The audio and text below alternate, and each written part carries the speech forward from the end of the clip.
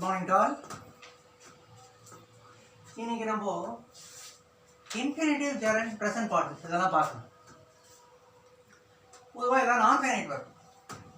ஒரு வீடியோவில் க்ளீனாக ஃபைனைட் வர்ப் என்ன நான் ஃபைனைட் வர்பாக பயப்படாதீங்க. லெவல் 1 நம்ம கற்றுக்கலாம். ஃபைனைட் வர்ப் தான். ஃபைனைட் வர்ப் ஃபுல்லாக கற்று முடிச்சுட்டோம். லெவல் 1ல் டென்சஸ்லாம் சொல்கிறோம் இல்லையா? Present tense, past tense, future tense, do verb, have verb, will would, can வுட்லாம் பார்த்துக்கணும். எல்லாமே ஃபைனைட் வர்ப் தான். புரியுதா? கவலைப்படாது. ஃபைனைட் வர்ப் நம்ம ஃபுல்லாக பார்த்துட்டோம். இன்னொரு தடவை நடத்தினா ஒரு கவலை இருக்கும், பயம் இருக்கும். ஐயோ ஃபைனைட் வர்ப் பார்த்துக்கணும்னு சொல்லிட்டாரு சார், இப்போ நான் ஃபைனைட் வந்துட்டார் எல்லாம் இருக்கும். அதெல்லாம் ஒன்றும் கிடையாது. ஃபைனைட் வர்ப் மறுபடியும் என்ன பார்த்தோன்னு சொல்லி புரிய வைக்கிறோம். கவலைப்படாது. இன்றைக்கி நம்ம இன்ஃபினிட்டிவ் ஜெரண்ட் ப்ரெசன்ட் பார்ட்டிசிபிள் இப்போ ஒன்றும் பார்க்கலாம். ரொம்ப ரொம்ப ஈஸியான டாபிக். ரொம்ப ஈஸியான டாபிக். அதுக்குள்ளே நம்ம ஸ்டூடெண்ட்ஸ் எல்லாம் பேஜ் நம்பர் பார்த்துக்கோங்க. பேஜ் நம்பர் 33லேருந்து ஆரம்பம். பேஜ் நம்பர் 33லேருந்து ஆரம்பம். ஞாபகம் வச்சுக்கோங்க. பேஜ் நம்பர் 33லேருந்து ஆரம்பம். வெறும் ஜெரண்டுக்கு மட்டும் இல்லை, இந்த சாப்டருக்கே ஜெரண்ட் இருக்கும், இன்ஃபினிட்டிவ் இருக்கும், ப்ரெசன்ட் பார்ட்டிசிபிள் இருக்கும். பின்னாடியே எல்லாத்துக்கும் என்ன ஆரம்பம்? பேஜ் நம்பர் 33லேருந்து ஆரம்பம். கவலைப்படாது. அப்புறம் ஆஸ் யூஷுவல் நம்ம ஸ்டூடெண்ட்ஸ் எல்லாம் பேஜ் நம்பர் 33லே ஆரம்பம். இன்ஃபினிட்டிவ் தான் இருக்கும். பேஜ் நம்பர் 33ல பார்த்துக்கோங்க. புரியுதா? இன்ஃபினிட்டிவ் ஜெரண்ட் ப்ரெசன்ட் பார்ட்டிசிபிள் வரிசையாக இருக்கும். கிளாஸ் பிடிச்சிருக்கா? புரியுதா? சப்ஸ்கிரைப் பண்ணுங்கள், லைக் பண்ணுங்கள், ஷேர் பண்ணுங்கள், அந்த பெல் ஐக்கான் ப்ரெஸ் பண்ணுங்கள். வீடியோலாம் தொடர்ந்து வரும். புரியுதா? சரி, கவனிங்க. புக்கே வேண்டாம், வெறும் கவனிங்க. போர்டு கவனிங்க. இன்ஃபினிட்டிவ்னா என்ன அர்த்தம்னு அதுக்கு முன்னாடி ஒன்று சொல்கிறேன், நல்லா கவனிங்க. சேனல் நேம் மாற்றிருப்போம். நம்ம சேனல் நேம் மாற்றிருப்போம். காயலாம் கடைன்னு இருந்தது இல்லையா? நல்லா யோசிச்சு அழகாக வச்ச பேர். பட் ஸ்டூடெண்ட்ஸோட பேரண்ட்ஸ் எல்லாம் ஃபோன் பண்ணி சொல்கிறாங்க, சார் புரிய மாட்டேங்குது சார், காலையில் கூட ஒர்க் பண்ண லெக்சரர்ஸோ இல்லை ஸ்கூலில் ஒர்க் பண்ண இந்த டீச்சர்ஸோ எல்லாம் சொல்கிறாங்க, சார் காயலாம் கடைனா புரிய மாட்டேங்கிறது, ஏதாவது எஜுகேஷன் சம்மந்தப்பட்ட பேராக வைங்க சார் அப்படின்னாங்க. அதனால் நம்ம கிராமர் தானே கற்றுக்குறோம். அதனால் கிராமர் GRAMMER ஸ்பெல்லிங் பார்த்துங்க. நிறைய பேர் GRAMMER போடுறீங்க, GRAMAR போடுறீங்கன்னா ஸ்பெல்லிங் கரெக்டாக பார்த்துங்க. GRAMMER இது இங்கிலீஷில் ரோதனை தான். அது சவுண்டை வச்சுட்டு ப்ரொனன்சியேஷனை வச்சுட்டு ஸ்பெல்லிங் எழுத முடியல. எழுதியிருக்க ஸ்பெல்லிங்கை வச்சுட்டு ஒரு வேர்டை படிக்க முடியல. புரியுதா? ஒரு ஃபாரின் லாங்குவேஜ் கஷ்டம்தான். ஸோ கிராமர், என் நேம் கோவிந்தராஜன், ஸோ அதுக்கு கோவின்னு கொடுத்துருக்கேன். கிராமர் கோவிந்த் ஸ்பேஸ் விட்டு கிராமர் ஸ்பேஸ் விட்டு கோவிந்த் போட்டிங்கன்னா நம்ம சேனல் ஓப்பன் ஆகும். புரியுதா? ரைட், கிளாஸ் போகலாமா? இன்ஃபினிட்டிவ்னா என்ன அர்த்தம்னா, பொதுவாக நான் ஃபைனைட் வர்ப், இது எல்லாமே நான் ஃபைனைட் வர்ப் தான். இன்ஃபினிட்டிவ், ஜெரண்ட், ப்ரெசன்ட் பார்ட்டிசிபிள் எல்லாமே நான் ஃபைனைட் வர்ப் தான். நான் ஃபைனைட் வர்ப்பை பற்றி சொல்கிறதுனா சொல்லிகிட்டே இருக்கலாம், அவ்வளோ சொல்லணும். ரொம்ப சிம்பிள். டென்ஸை சொல்லாது. என்ன பண்ணாது? டென்ஸை சொல்லாது. வர்ப்புன்னு என்ன பண்ணும்? வர்போட வினைச்சொல்லோட வேலையை செய்யும் இல்லையா? ஒரு செயலை குறிக்கும். நான் ஃபைனைட் வர்ப்பெல்லாம் வெறும் வர்போட வேலையை மட்டும் செய்யாது. நவுனோட வேலையை செய்யும், அட்ஜெக்டிவோட வேலை செய்யும், அட்வர்போட வேலை செய்யும், வர்போட வேலையும் செய்யும். புரியுதா? டீட்டெயிலாக பார்க்கலாம் அப்புறம் இன்னும் கிளாஸ். இப்போ இதை கவனிங்க. இன்ஃபினிட்டிவ் என்ன அர்த்தம்? ஒரு ப்ரெசன்ட் டென்ஸ் வர்புக்கு முன்னாடி டூ போட்டோம்னா இன்ஃபினிட்டிவ் ஆகிடும். ஜெரண்ட் என்ன அர்த்தம்? அந்த ப்ரெசன்ட் டென்ஸ் பக்கத்தில் ஐஎன்ஜி போட்டோம்னா ஜெரண்ட் ஆகிடும். சார் இதை கண்டினியூஸ் நடத்தும் போது ஐஎன்ஜி சொன்னீங்களா சார்? அதே ஐஎன்ஜி தான், கவலைப்படாதீங்க, அதே ஐஎன்ஜி தான். ஆனால் கண்டினியூஸ் டென்ஸில் என்ன இருக்கும் முன்னாடி? ஞாபகம் இருக்கா? பி வர்ப்லாம் இருக்கும். ஆமி சார் வாசர் பி வராமல் பக்கத்தில் ஐஎன்ஜி வராது. எடுத்து பாருங்கள். லெவல் 1ல் கண்டினியூஸ் டென்சஸ் எடுத்து பாருங்கள். ப்ரெசன்ட் பார்ட்டிசிபிள் அதே மாதிரி தான் இருக்கும். ப்ரெசன்ட் வர்ப் போட்டு ஐஎன்ஜி. அப்போ இதுக்கும் ப்ரெசன்ட் வர்ப் போட்டு ஐஎன்ஜி இருக்குது, இதுக்கும் ப்ரெசன்ட் வர்ப் போட்டு ஐஎன்ஜி இருக்குது. அப்போ ஜெரண்டா ப்ரெசன்ட் பார்ட்டிசிபிள் எப்படி சார் தெரிஞ்சுக்கிறது? அதுதான் சொல்லித்தரணும். கவலைப்படாது. புரியுதா? ப்ரெசன்ட் வர்ப்புக்கு முன்னாடி டூ போட்டோம்னா என்ன ஆகிடும்? இன்ஃபினிட்டிவ் ஆகிடும். இன்ஃபினிட்டிவ் என்ன அர்த்தம்? டென்ஸை சொல்லாது. இன்ஃபினிட்டிவ் என்ன பண்ணாது? டென்ஸை சொல்லாது. வர்ப்புன்னு என்ன பண்ணணும்? டென்ஸை சொல்லணும். இப்போ கடிகாரம் இருக்குது, முள்ளை கட்டி வச்சுட்டோம், அதை நம்ம கடிகாரம்னு சொல்லுவோமா? சொல்ல மாட்டோம். ஏன்? டயத்தை காட்டாது. ஸோ கடிகாரத்தோட வேலை என்ன? டயத்தை காட்டுறது. வர்போட வேலை என்ன? டென்ஸை சொல்கிறது. ஸ்டூடெண்ட்டோட வேலை என்ன? அரியர்ஸ் எல்லாம் பாஸ் பண்ணுறது. கரெக்டாக? அதே மாதிரி வர்புக்கு முன்னாடி டூ போட்டோன்னு என்ன பண்ணாது? டென்ஸை சொல்லாது. அப்போ என்னென்ன வேலை செய்யும்? வர்போட வேலையை செய்யும், நவுனோட வேலையும் செய்யும். இப்போ வர்புக்கு முன்னாடி டூ போட்டால் என்னென்ன அர்த்தம்னு பார்க்கலாம். டு கோ அப்படின்னா செல்வதுன்னு ஒரு அர்த்தம். டு கோன்னு என்ன அர்த்தம்? செல்வது. To go to classes in right time is very important. To go to classes in right time is very important. வகுப்பிற்கு குறித்த நேரத்தில் செல்வது மிகவும் முக்கியம். செல்வதை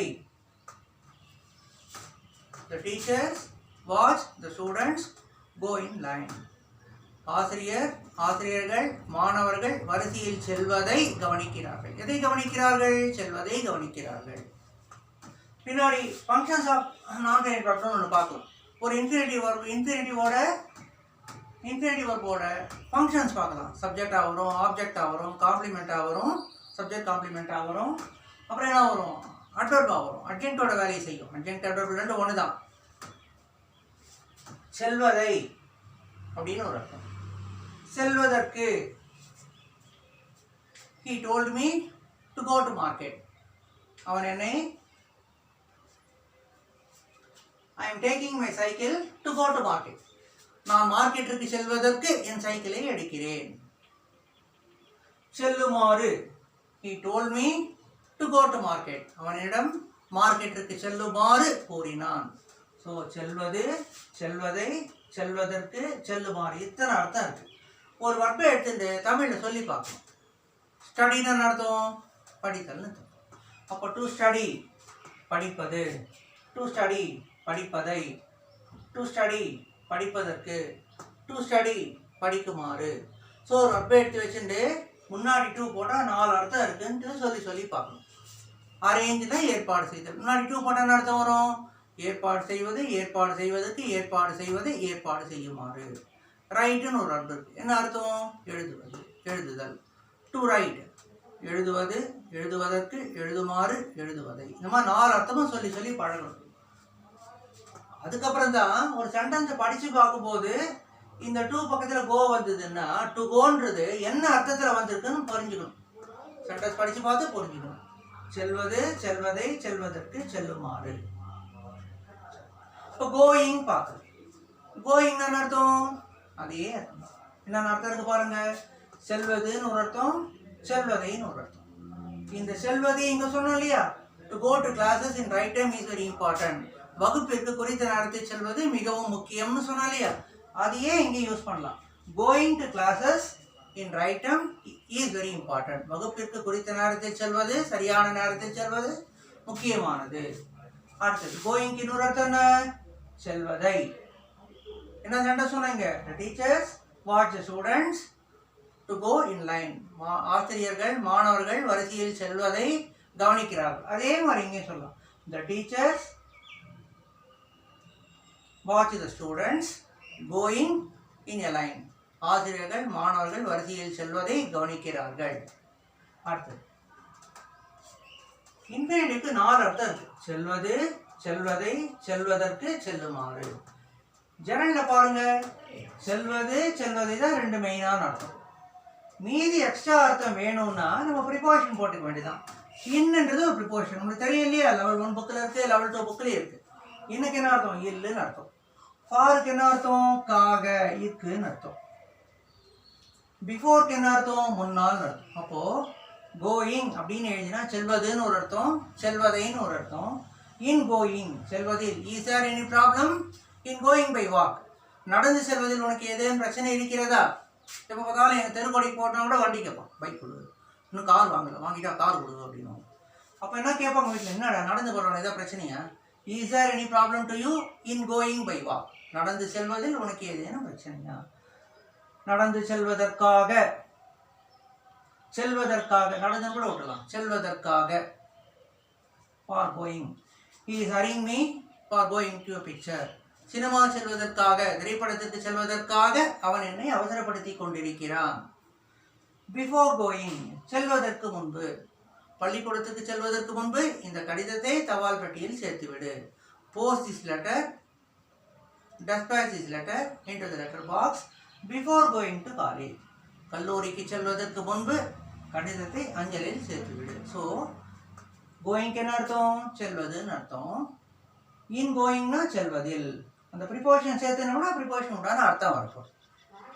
புரியுதா? சரி, ப்ரெசன்ட் பார்ட்டிசிபிள் பண்ணலாம். அதே மாதிரி தான் இருக்கும். ப்ரெசன்ஸ் வர்ப் இருக்கும், பக்கத்தில் ஐஎன்ஜி இருக்கும்.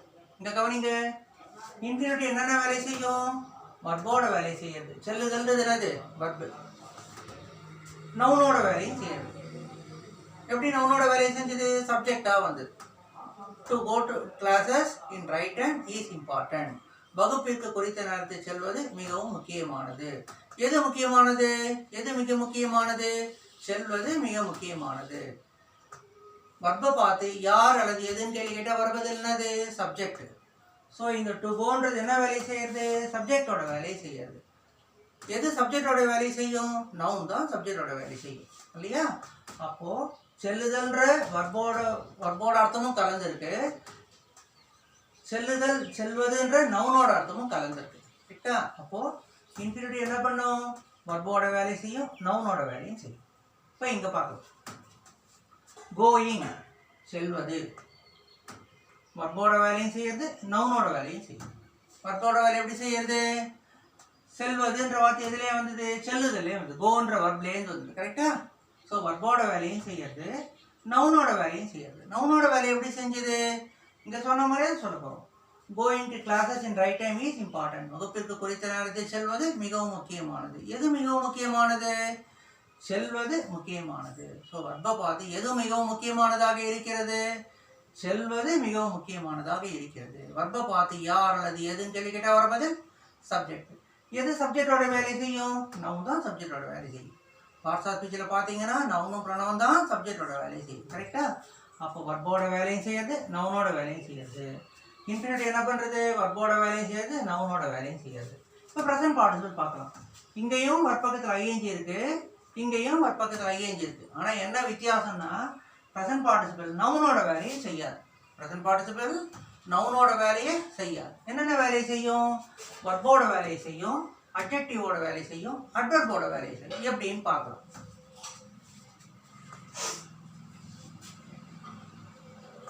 ப்ரெசன்ட் பார்ட்டிசிபிளா வந்தா சென்டென்ஸ்ல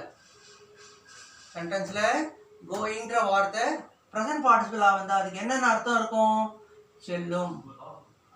See the going bus. செல்லும் பஸ்ஸை கவனி. செல்லும் பேருந்தை கவனி.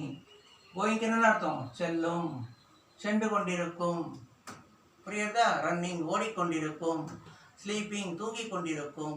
Don't disturb sleeping child. தூங்கிக் கொண்டிருக்கும் குழந்தையை தொந்தரவு செய்யாதே. ஸ்மைலிங் சிரித்துக் கொண்டிருக்கும், சிரிக்கும்.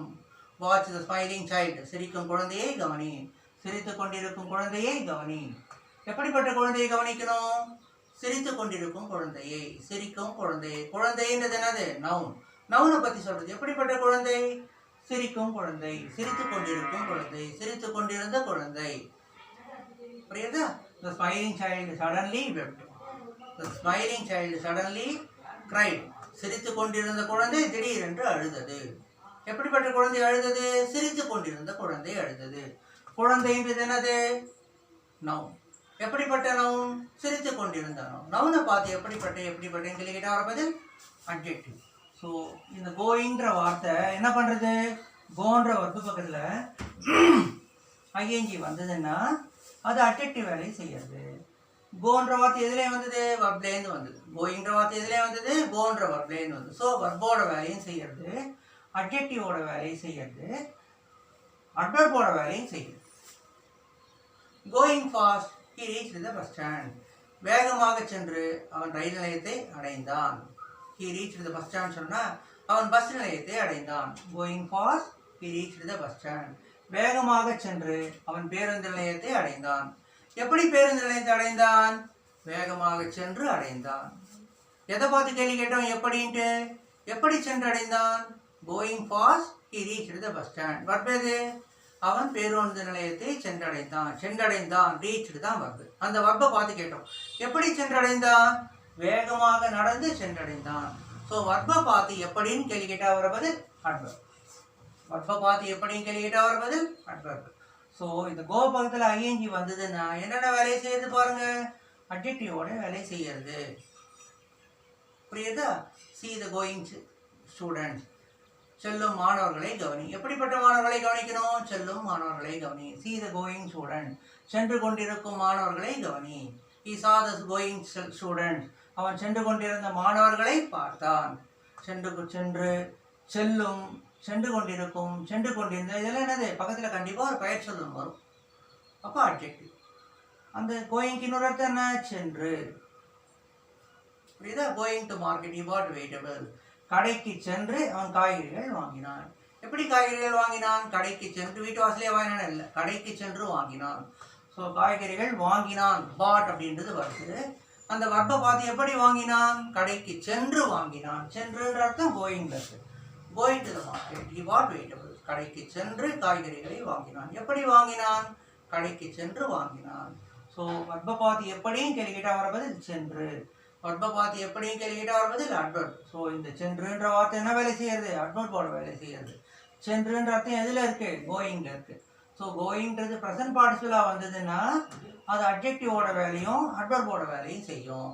இதே கோயிங்கிற வர்பில், கோயிங்கிற வார்த்தையில் சென்டென்ஸ் படிக்கும்போது செல்லும், சென்று கொண்டிருக்கும், சென்று கொண்டிருந்த, சென்றுன்ற அர்த்தமே இல்லாமல் செல்வது, செல்வதை, செல்வதில், செல்வதற்காக, செல்வதற்கு முன்பு, இந்த மாதிரி அர்த்தங்கள்லாம் வந்ததுன்னா அது என்னவா வந்திருக்கு?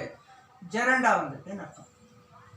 இந்த அர்த்தம்லாம் வந்ததுன்னா என்னவா வந்திருக்கு? ப்ரெசன்ட் பார்ட்டிசிபிளாக வந்திருக்குன்னு அர்த்தம். ஸோ ப்ரெசன்ட் பார்ட்டிசிபிள் என்னென்ன வேலை செய்யும்? வர்போட வேலை செய்யும், அட்ஜெக்டிவோட வேலை செய்யும், அட்வர்போட வேலை செய்யும். ஜெரண்ட் என்னென்ன வேலை செய்யும்? வர்போட வேலை செய்யும், நவுனோட வேலை செய்யும். இன்ஃபினிட்டிவ் என்னென்ன வேலை செய்யும்? வர்போட வேலை செய்யும், நவுனோட வேலை செய்யும். ஜெரண்டும் இன்ஃபினிட்டிவும் வர்போட வேலையும் நவுனோட வேலையும் செய்யும். ப்ரெசன்ட் பார்ட்டிசிபிள் என்ன பண்ணோம்? வர்போட வேலை செய்யும், ஆனால் நவுனோட வேலையை செய்யாது. அதனால தான் அப்படி கோடு போட்டிருக்கு. அட்ஜெக்டிவோட வேலை செய்யும், அட்வர்போட வேலை செய்யும், வர்போட வேலை செய்யும்.